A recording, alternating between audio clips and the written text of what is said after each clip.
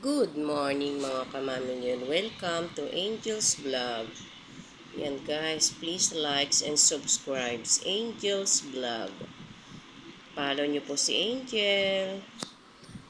Ayan mga kamami Angel. Magluluto tayo ng dinuguan.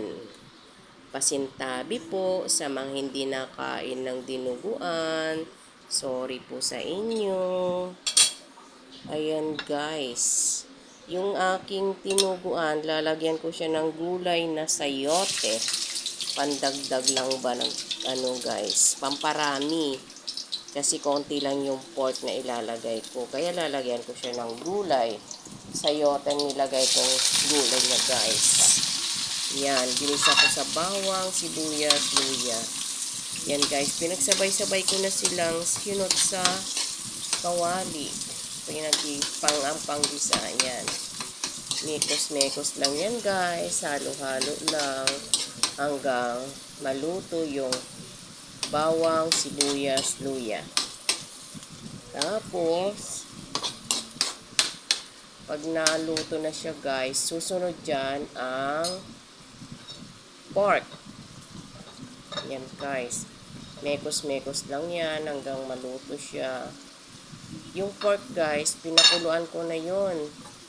Niluto ko na siya para malambot, para konting konting luto na lang siya. Baga ang lulutuin ko na lang yun, yung pinaka dinuguan niya tsaka gulay.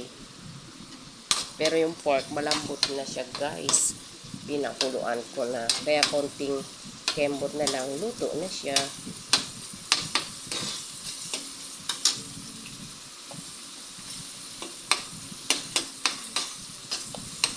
Mekos-mekos lang po ang pagluluto. Gisa-gisa, ganun lang guys.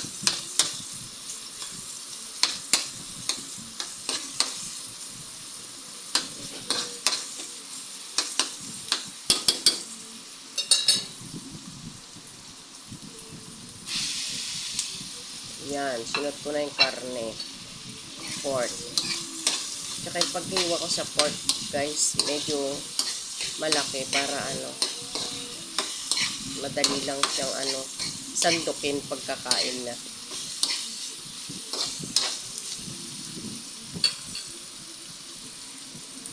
Yan guys, and next na dyan yung gulay na sayote. Yan, halo-halo lang hanggang mag-mix combine yung mga mga condiments na nilagay ko. Yan. Yun na guys, yung sayote. Maninipis lang pagkahiwa ko sa sayote guys. Yan. Ganyan lang siya. Para pamparami lang yung gulay guys. Kasi konti lang talaga yung pork.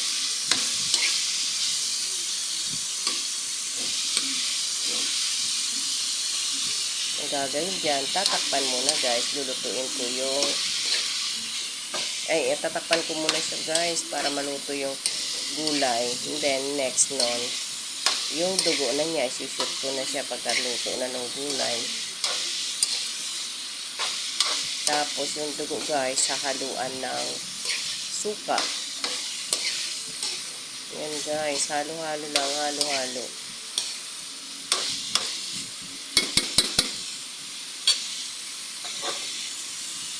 Yan, tatakpan ko muna siya. Bye-bye, yan. Eto na yung finished product. Yan na yung dinuguan. Bye-bye, God bless.